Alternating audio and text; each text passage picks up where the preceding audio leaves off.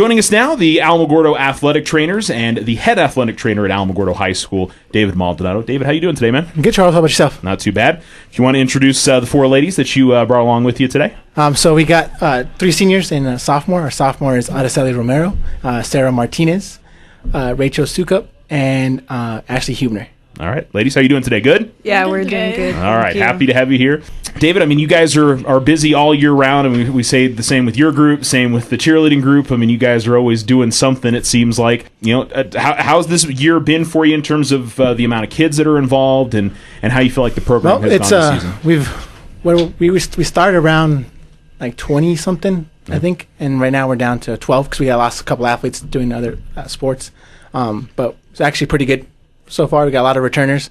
Everybody in here right now is a returner, so they've returned from participating in the program here and competing at state. So the program is probably the strongest it's been in a while. So it's a good sign. Yeah, and you're happy with the amount of involvement and how much these kids are learning with their time with you? Well, I hope they're learning. That's the goal, and that's the whole point. But my group that I have right now, they're really good. We get compliments about them from schools that we go to, from all the coaches we have on staff here. So there's always good things talked about them. Yeah. So it's always a good thing. And, you know, one of the things we always talk about with, you know, there's a few programs at Alamogordo High School that, you know, I feel like are things that can carry over after the kids are done in high school, can turn into careers. I mean, that you can point to and say, you know, this is something that they're going to be studying possibly in college. And I think, you know, obviously athletic training is one of those. Yeah, it is one of those. Like we talked about before, it's not just all about being an athletic trainer.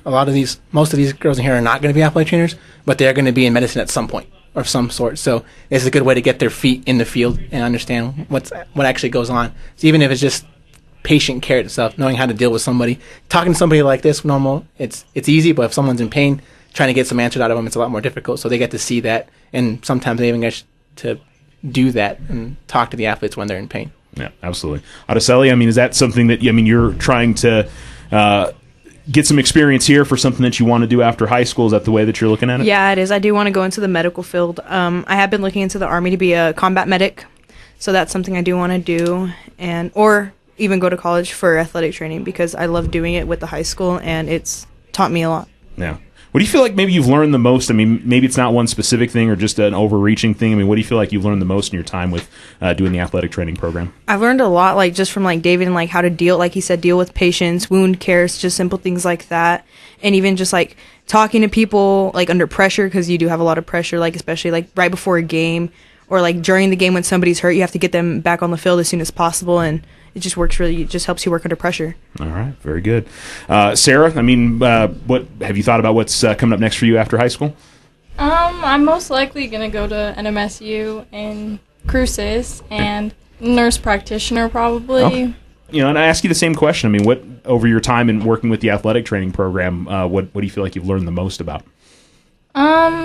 Just a lot of different things. Like we do taping, like to prevent injuries. And we learn a lot of terminology too, like anatomy.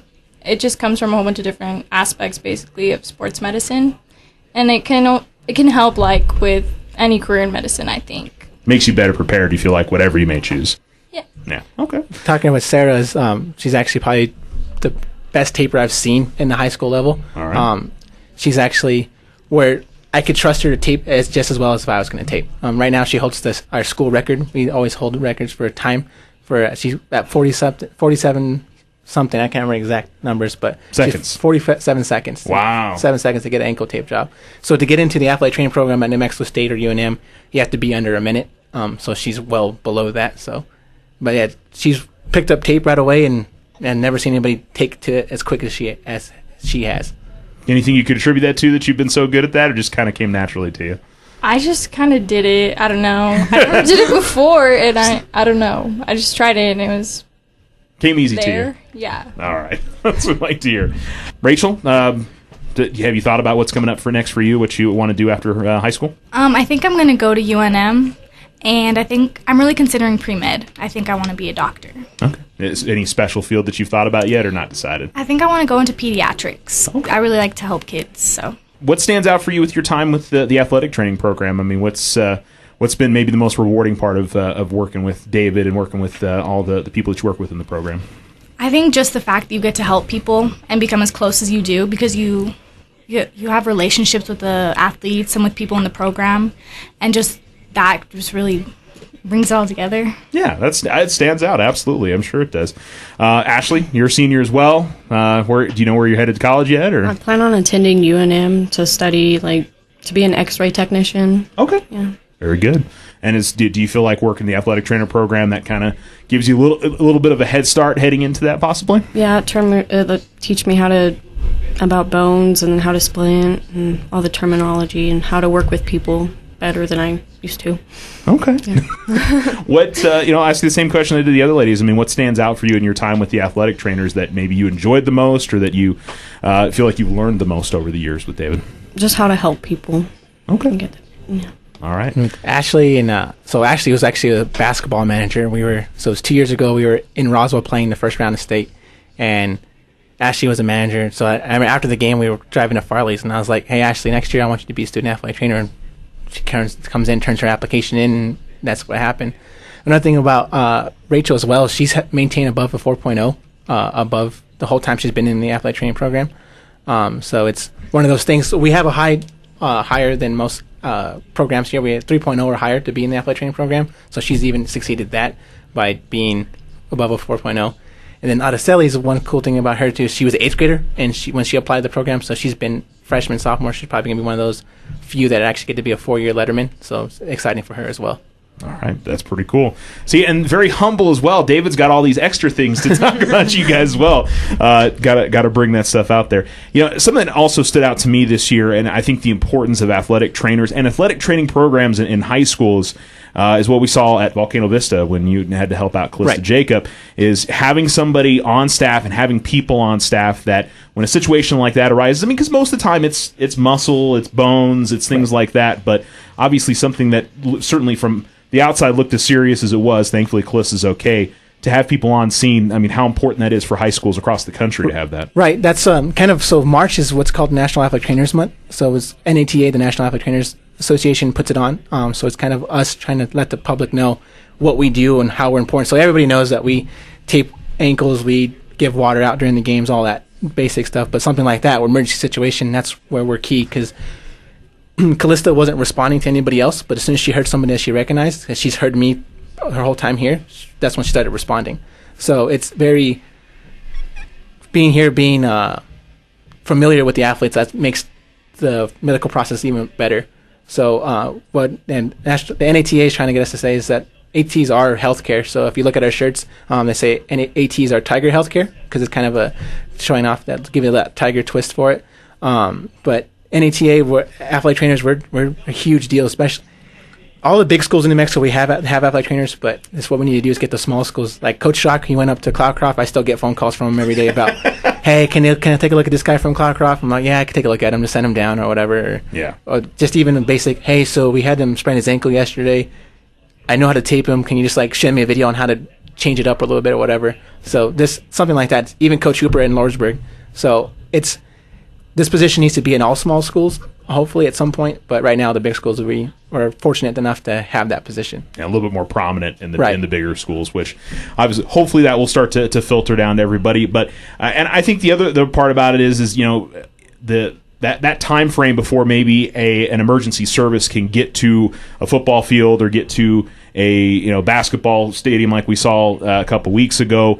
I mean, you guys are a lot of times the first line to make sure that that athlete or that person is taken care of as well as they can be. Yeah, and it's one of our things we practice in the summer. I mean, these girls, we have to come in a week before 2-a-days. They come do their sort of 2-a-day, so to speak, and we practice on emergency action plans. So here in Alamogordo, what you'd see if that would have happened here in the Tiger Pit, as soon as that would have happened, you would have seen these girls take off to their certain spots where they have to be and how to handle that situation, where we practice it to where it's almost where it's second nature. They know how to do it exactly how it's supposed to be done. Whereas when we're away like that, it's a little bit different, and they didn't have anyone with me, but you would have seen that action if that would happen at Volcano Vista.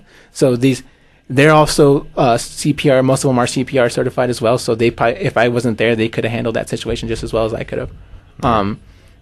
As far as the diagnosing and stuff like that, that would have been there. But as far as that first initial care, any of these girls could have done that. Yeah, and I mean, it's the possibility of these ladies obviously have different things that they're going to be interested in after high school, but the more athletic trainers that are out there across the country, obviously that can mean a lot. So, something we want to mention as well is you guys have a state competition coming up towards the end of April. Aracely, we'll start with you. Is there a particular? I know because it's different events. Is there a particular one that you are best at that you feel most comfortable in? Well, last year I did the wound care, and I mean, wound care is pretty, it sounds funny, but it's pretty basic to us. It's something we do every day, every practice, every game. And then, it just depends, because I haven't been able to try any of the other ones, in that competition setting. So, I don't know. But I did pretty good at wound care last year, and the test, it's 150 questions, and it is difficult, but it's really, they're simple to us at times. Other questions are difficult, but it's... Yeah, I'm sure they're difficult for everybody as well with 150 questions. Sarah, in terms of the practical part of it, what was I would imagine the taping would probably be what you did well at. Was that pretty fair to say? Yes. From you pick from randomly, you're assigned either wound care, taping, landmarks, or splinting, and I pulled the stick for taping, so that was pretty lucky. It was meant to be. Yeah, so that was pretty cool. So I haven't experienced it. I've only done competition once. Okay. So. And how was you had to take the test as well, right? Yes, everyone takes it. Yeah. It was kind of hard. I never took the athletic training class. I'm just in the after-school program. And we still learn a lot, but it was definitely grueling. Yeah. Definitely takes a lot to be ready for it. Gotcha.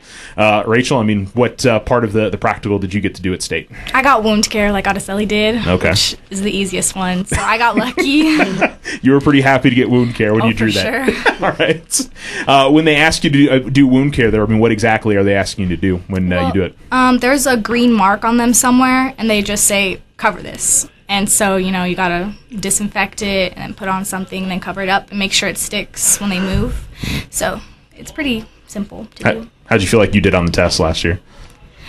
At the time, I was really worried about it. I was really worried, but it turns out it wasn't bad. It was pretty okay, so. You were much more relieved after you got the results. Oh, yeah. Okay, very good.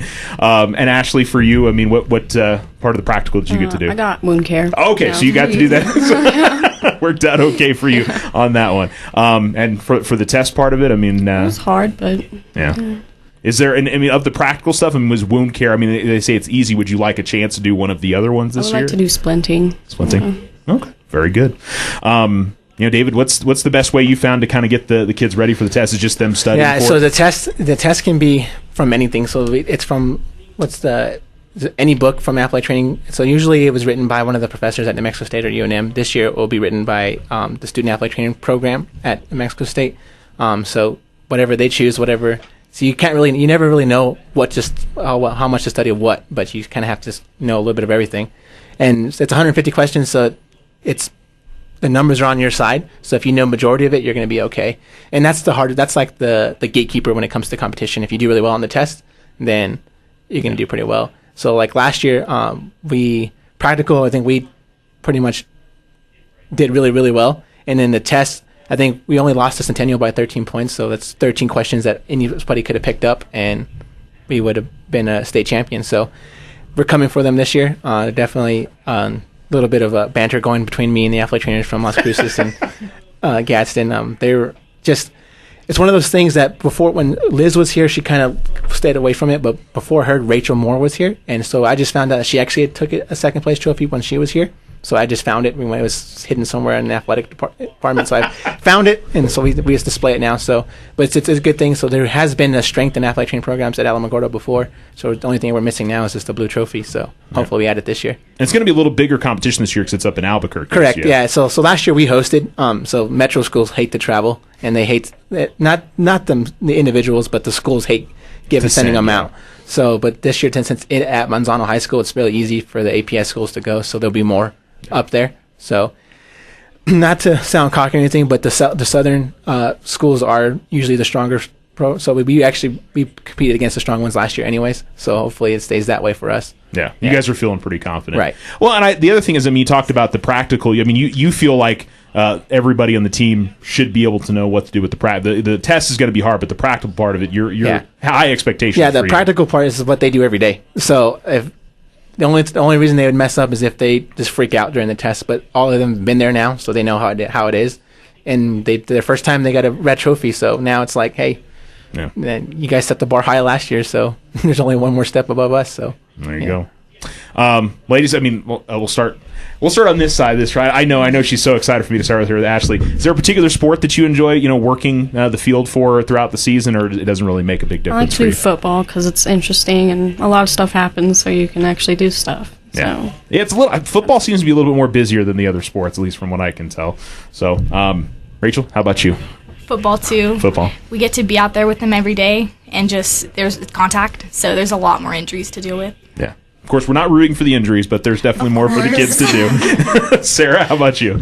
Oh, yeah, definitely football. I think they see more of what we actually do. I think some of the other sports just see us as, like, glorified water girls. But to football, like, we're with them every day. We're with them every step. And they see, like, how much we help them. So. Yeah. Aracely? I would have to be it's like a tie between football and baseball. Because, football, same thing. Like, we get like to get like a good relationship with like the players because they always get hurt or there's always something going on for us to do, and like Sarah said, like they get to see like that other side that most sports don't get to see. All right, very good. I would say it's football's probably number one in terms of busyness. I think wrestling's got to be up there too, right? Yeah. So when it comes to game days, football's number one, and wrestling would be up there. Only thing was with wrestling, we don't host as many events here. If we ever get a big tournament here, then that'd be a handful. I actually got to work the state tournament this year. So at that one, there's, I believe, 8 to 10 mats going on at once. So there was 4 athletic trainers there, and we were still spread pretty thin. So, yeah, wrestling is one of those things you got to stay on top of it because you blood timeouts to random injuries. But definitely football it's the pinnacle of athletic training, I would say, just because you can go from a low cut on the finger to C-spining somebody off the field. So it's you have everything under the sun, especially under the lights at football. Yeah, there's just the regular contact in every play. I mean, that's going to lead to that kind of stuff. So, David, I want to make sure. I mean, is there anything else we want to make sure we mention about what's going on with the athletic trainers? So just the other thing is we are accepting applications now. So if you want to be part of it, find me or Coach Cisco. Coach Cisco also has a bunch of applications. So talk to either one of us, and we'll get you started on the process. All these 4 ladies have been through the application process, so that's part of another thing with the athletic training programs. We want you to go through that interviewing process, go through understanding how to be interviewed, and then some of these girls will actually be sitting on this year's interview, so they know how to be the interviewer as well. So hopefully they learn from that career technical aspect of it as well. Other than that, I mean, I just want to make sure there wasn't any other events that were mentioned there. I think that's it. I mean, we're actually one more competition we're going to be doing. We actually got invited to do the West Texas competition. Okay. It's a competition hosted by a school in, I think it was Howard, Texas. So they invite us to compete there. It's just an online based one, so it's just another test. We're going to use it more as a warm up for us for a state competition. So we'll be taking that the Wednesday after spring break. So in a couple of weeks we'll be doing that, and so hopefully we'll see where that goes there, and because that one we'll see. We had a couple actually on Twitter. I've been talking to an athletic trainer from Montwood High School, and more as calling them out and say, hey, because they're a very good program in El Paso. Competitive, David. Yeah, I'm very competitive. He called them out on Twitter. Yeah, challenged them.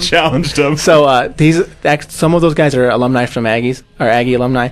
So they're actually ranked 7th in the nation when it comes to athletic training programs. Wow. As far as their national competition. So it's just one of those things that right now it's expensive to compete at the national level, but if we can get that, we'd definitely want to do that. But definitely want to start off with see if we can beat Montwood High School in El Paso as well. Okay, very good. Well, one more question for you ladies. In terms of encouraging others to come out to the program, be the recruiter. What would you do to recruit somebody to come out and be a part of the athletic trainers? Aracely? I would say, if you want to go into the medical field or like not even like just athletic training, but if you want to go do something like in the medical field, it's definitely a great like experience to have because we learn terminology, bone, just a variety of things that we just get to learn, and you get to be hands on. Like it's not just like regular book work; you're hands on with wounds and things like that. So it's a great opportunity for somebody. Yeah. Sarah, you're talking to one of your fellow students. I mean, what would you say to them?